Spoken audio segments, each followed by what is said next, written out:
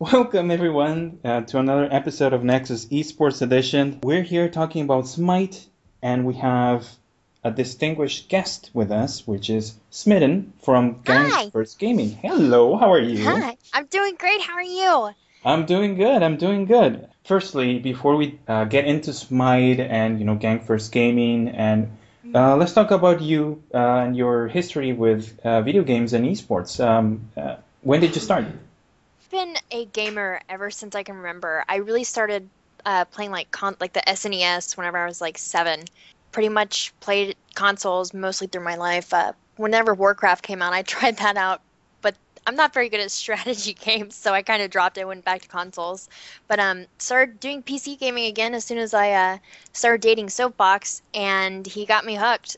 And as far as the esports scene goes, I'm really inspired by Day 9. He's the one that really kind of got me serious about how it is an actual sport and how people really do prepare for this like they do the Olympics. Did you dabbled or tried StarCraft 2 by any chance? No, I would watch Day 9 do his dailies and go over these games and just looking at the game style and like the way that you had to play it, it was so much like Warcraft and it's such a strategy game. There's so many things you need to be in control of and focused at all at once. I'd like to learn how to play someday, but I haven't quite dabbled in it yet. Smite being MOBA, have you tried or, any other MOBAs like League of Legends, Han, or Dota 2? No, actually, Smite is my first MOBA, and I love the third person's perspective. I've kind of looked into League and all the other MOBAs since playing Smite, but haven't really branched out yet. Smite is way too addicting. When did you first play the Smite?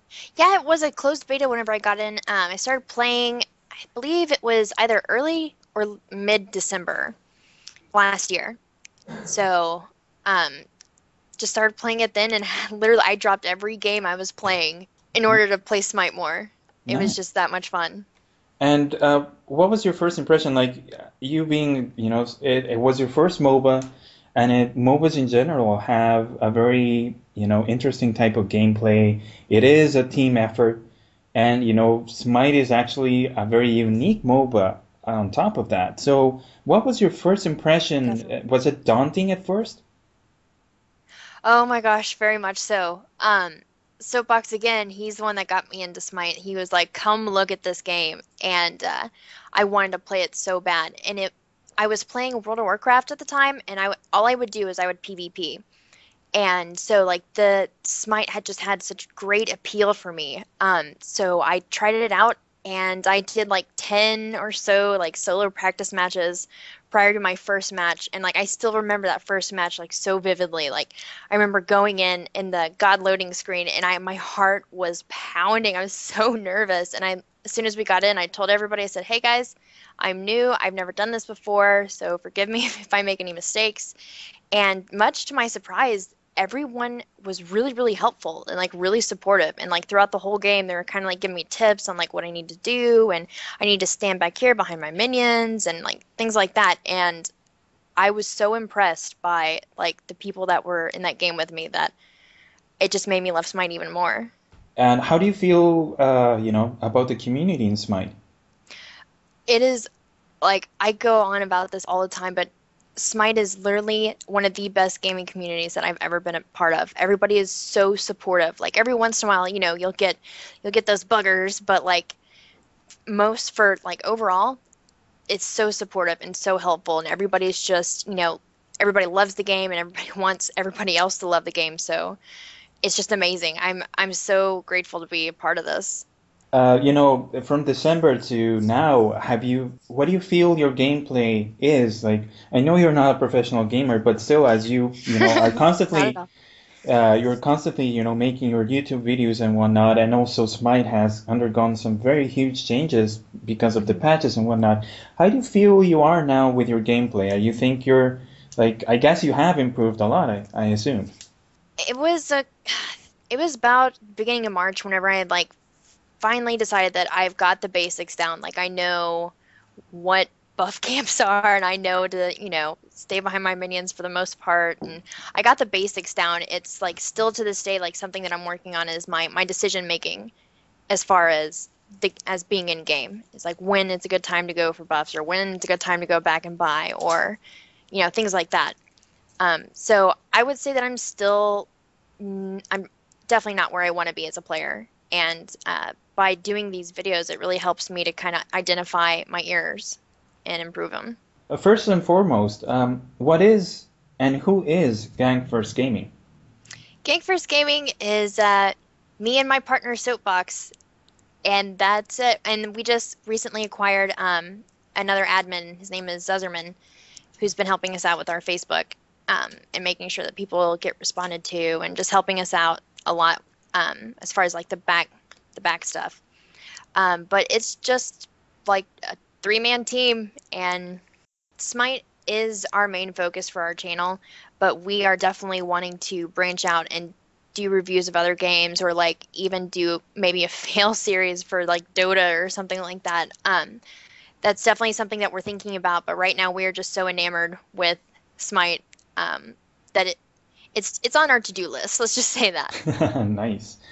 What's behind the idea? Meaning, because the thing that I like about your channel, of you guys, and the videos that you post and make specifically about Smite, is the perspective and the way you deal with the God guides, specifically how to fail videos, which are pretty nice, funny as well, and very very insightful.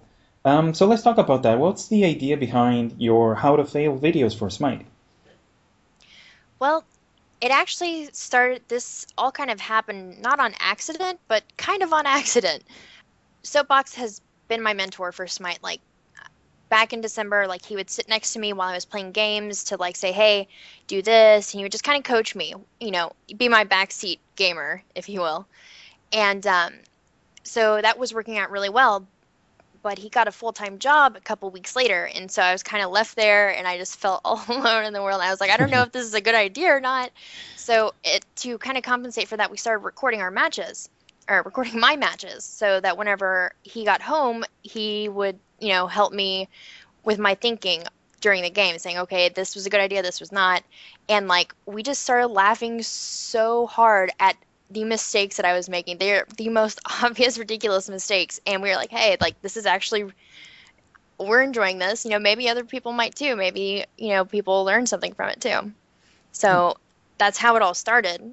Like up until that point, like while he was gone, I was trying to like find things on YouTube's like, tutorials and, things like that to kind of help me out as a bridge for like before Soapbox got home. But like all the videos that I was finding were people doing really well, and that's awesome, but there wasn't really an explanation as to why what they were doing was good. And as a new smiter, like that's what I needed. I needed to understand why that was a good idea. And we knew that if we just posted the videos of me making terrible decisions, that it really wouldn't do much to help out the community as a whole. So we wanted to talk about why it was a bad decision, and that really is the heart of the fail series. How do you feel your progression in understanding the gods while doing your videos? Like, how do you feel that you think you're getting a better knowledge as you make the videos as well? Oh, most definitely. That's been like a huge benefit just for me personally as a player is, now that the fail videos are out there, I have access to more people as far as like what their thoughts on the god are, like what they think they should level first, or what their item builds are. So it really kind of opens me up to like a whole world of possibilities for God and God roles. I've learned a lot about carries. Let's just say that much so far.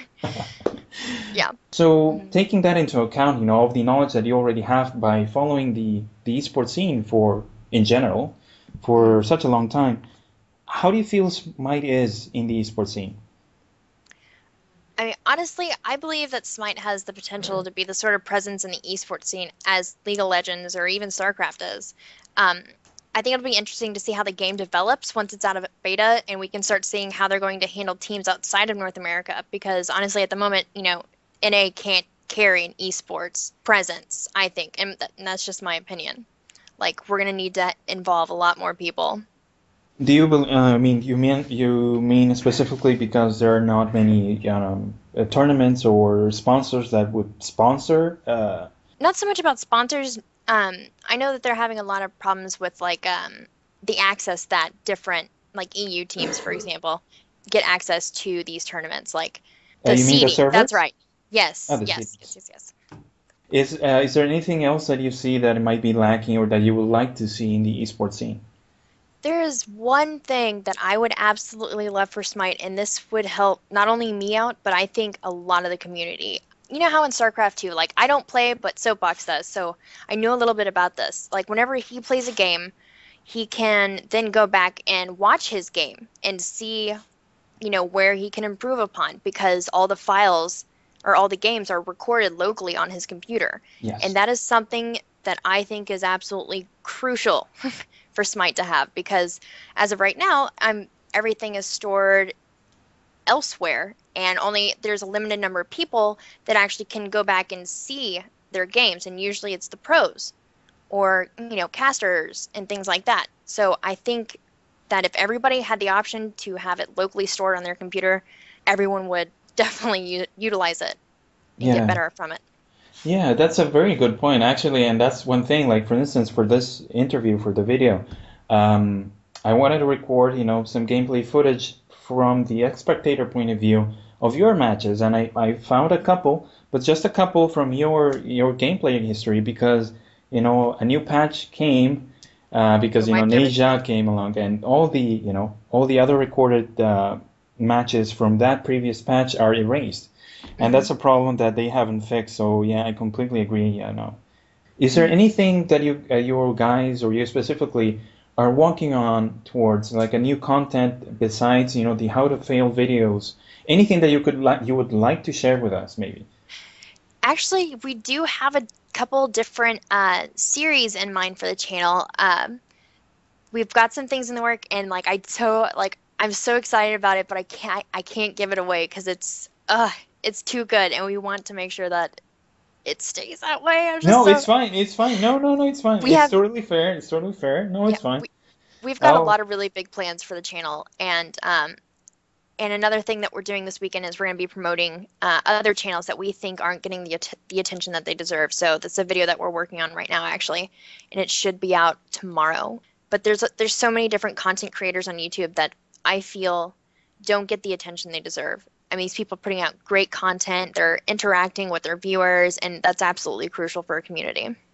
oh, that's great. That's Yeah, awesome to hear. And yeah, and me and I bet you that the listeners will be, we're dying to see and hear the new content that you guys are working on. So it's totally fine. I'm I so mean, excited. it sounds really exciting just to hear you talk about it. At least mention that it's going to be really exciting. So we got Mhm. that to look forward to. What do you think about the casting community at the moment? Oh my God. I love our casters. Lionheart, DM Brandon, Dry Bear. I know Demon Machine did the casually competitive last week, did a great job. I think we have some serious voices. I mean, these people know their stuff. They know the ins and outs. And eventually, like that's one of my goals is to be a caster, but I feel like I need more game knowledge and experience before I jump into that task. So we have an amazing caster pool here in Smite. They're doing such a great job. And that would be great. Yeah, I was gonna ask actually as well. I was gonna do a follow-up if you wanted to cast eventually and whatnot. Yes, eventually that is the goal. Like I said, I feel like the crucial area that I'm lacking in is just general game knowledge, and that's kind of, what the how to fail videos is like helping me with is to learn game mechanics and gameplay and decision making. And I think that that's important for a caster to have is that in-depth, very intimate understanding of the game. Having watched, the PAX East tournament, what was your overall impression of seeing Smite in such a huge spotlight for the first time? It was so exciting to see Smite finally take center stage and really draw people in. I mean, all the teams that were there that day played amazingly. I was so happy to see Smite finally getting the attention that it deserves. It is such a well-designed game. I know, like as soon as it goes live, people are just gonna love. Last but not least, just I have just a few, random questions. Well, fun-ish questions or anything. But if you were a god in Smite, who would you be? Oh my gosh, if I was a god in Smite, who would I be? Oh, that is such a wonderful question. See, everyone says that I sound like Neith, but I don't think I'd be Neith. She's far too graceful for me. I would actually probably be an Aphrodite. Yeah, mainly because I'm more the support type. I'm very encouraging of others, and, I like to be kind of in the background and, making sure that other people are doing really well and staying, like, healed up and everything like that. Like, it really, I don't know, like, even in my WoW days, like, I would play a Disc Priest, and that's pure support role. And so it's really, that's where my heart is, are the support mages. Which god do you, hey, get into a match, be it, arena, salt, or even conquest, and you see him or her, and you're just, oh no, go away. Which god is it? It's probably Agni. I've leveled my account from 20 to 30 with Ao Kuang and did wonderful with him. He's such a passive god, really kind of, it meshed well with my playstyle. But every time I saw an Agni in a match, I was like, this is not going to go well. For some reason, I cannot get a handle on that god, like at all, like playing him or playing against him. So I always cry a little bit if I see Agni in a match. And okay, and this is, this might be, it's a weird question, but let's say we have Hyrule Spark, we have Lionheart, and we have Dryber. Who would marry who would date who, and who would have an affair with? Amidst each other, I think that Bart and Lionheart were just destined to be lovers. And I think Drybear would definitely be the third wheel. And I bet maybe even DM Brandon would be in on that. Yeah. He might be the lover in the corner, like all like secretive and stuff, but I bet it would be let's say Lionheart would have the affair, definitely. Oh my god. Yep. Okay, duly noted. I love that man. Yeah, no, I'll keep this recording just to, confuse them and just wonder why. Anyway, and that's all for today's interview. And last but not least, any shout outs that you like to give, and also links that can follow you and Gank First Gaming. We as far as links go, Gank First Gaming, we're on Twitter, SmittenGFG. YouTube, obviously, we have a Facebook where we really like interact with our viewers and we post daily there, kind of giving people updates on what's coming up next and when we're doing VR games, etc., etc. As far as shoutouts go, it's the whole community. Hi-Res Duke, definitely, he's been a huge part of Gank First Gaming and really helping us build ourselves up in order to help the community out more. Sockless, definitely, because he's the one that got us in touch with Duke. Drybear, Little Mamacita, I mean, all of them. And the community, most of all. I love my viewers. Well, from us, thank you very much for your time and being here with us at the show. I mean, I'm a huge fan of your How to Fail videos. It's a really nice take to, God guides and the character guides of Smite. And, looking forward to, the new content that you sort of teased to us today. So we have that to look forward to. So thank you very much. Thank you so much. It was awesome. Oh, thank you, my pleasure. And to the viewers, thank you so much for listening. I'll post the links that she mentioned right below the vid. Also, there will be time tags for your easier viewing, and I'll catch you guys later.